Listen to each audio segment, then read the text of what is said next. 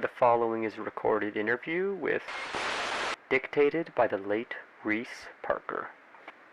Is it always a horse and carriage? No, the method of transportation differs depending on the circumstances. Why do it at all? What do you mean? Is it theatrics? Isn't it all? Ghosts Are Worse This Time of Year, narrated by Lorne Bronstein.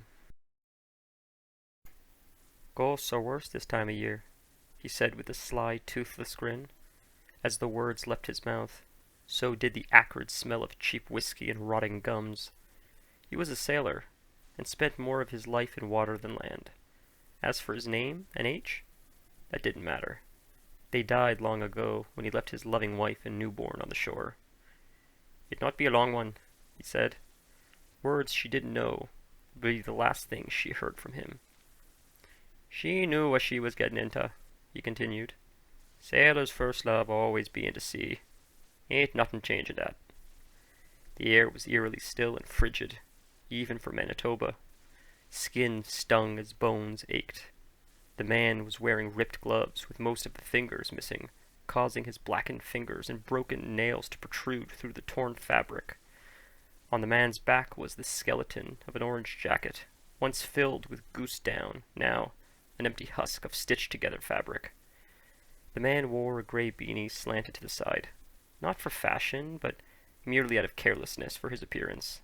The gray hat displayed a silver anchor, outlined in gold. He must be freezing, I thought to myself. He showed no signs of discomfort. I tried to mimic his strength, but the cold was too much to bear. My teeth chattered as my bones rattled in my goose-filled jacket. Made for winter my ass, I thought to myself. The man paid no attention to my suffering and continued. "Them big fuckers, too. Like a moose on two legs." He laughed a gruff laugh that hid pain. "They say the living can't see 'em. Then displays how I saws 'em," he continued. "My wife say I had a gift.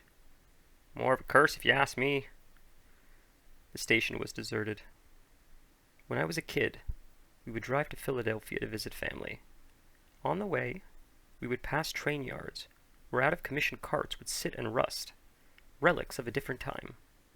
My father used to joke it was a graveyard of older trains, and I always wondered what it would be like to visit one.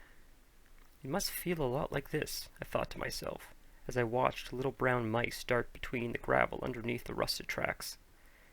The train was running late, and normally I wouldn't talk to crazies. I'd find an excuse to stare at my phone or pretend to look busy, but something I can't explain pushed me to ask him, "How did you know they were ghosts?"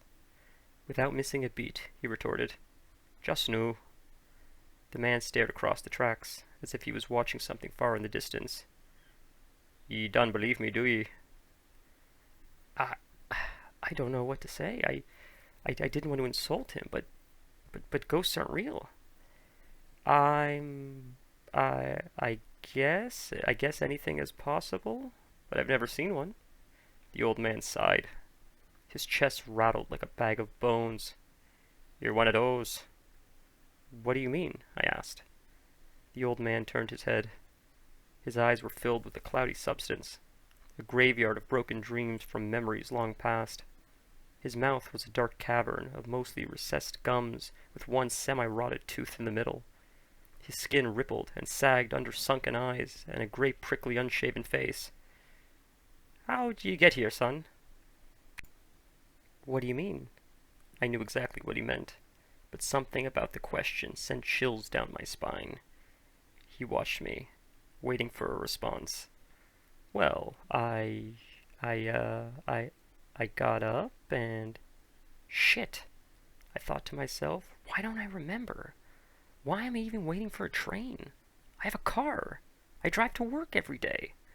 My concentration was broken by the man placing his bony arthritic hand on my shoulder.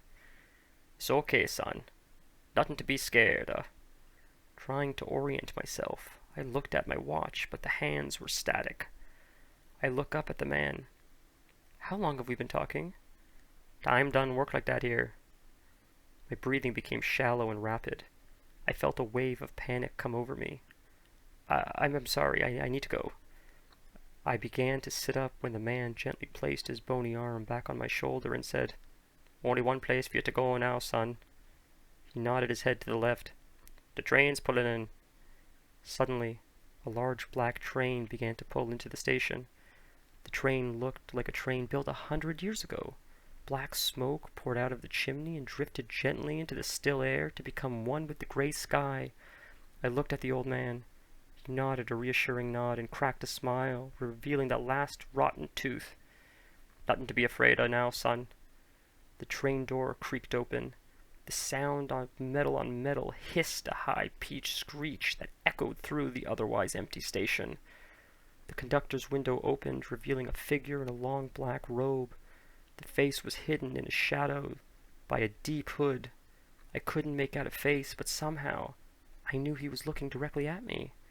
A gravelly voice said in almost a whisper, All aboard. I don't know why, but there was something comforting about the hooded figure. I stepped on the train and the doors gently closed behind me.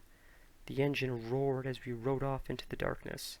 The old man waved as he faded in the distance. An elderly woman with a shaved head, pale thinning skin, and sunken eyes approached the platform. She looked cold and frail, like her bones were made of glass. Her feet shuffled as she looked for a place to sit. She noticed an old man with a sly, toothless grin sitting on a bench.